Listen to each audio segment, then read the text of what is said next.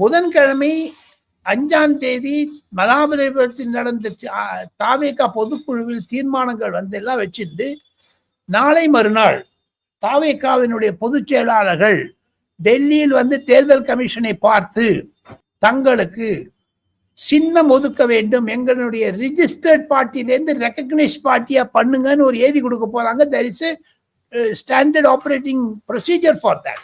ஒரு certain format இருக்கு.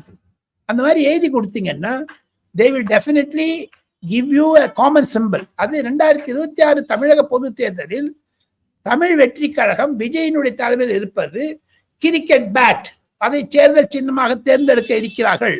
அப்படி இல்லை என்றால் டார்ச் லைட் கொடுக்க மாட்டேன்னு சொன்னாங்கன்னா விசில் கொடுக்க மாட்டேன்னு சொன்னாங்கன்னா ஆட்டோ ரிக்ஷா கொடுக்க மாட்டேன்னு சொன்னாங்கன்னா பஸ். ஆக மொத்தம் இந்த 4-5 தேர்தலுடைய ஆப்ஷன்ஸ் வச்சுட்டு டெல்லிக்கு எலெக்ஷன் கமிஷனோட இன்டராக்ட் பண்ண போறாங்க. Election commission takes 45 days to give you a symbol.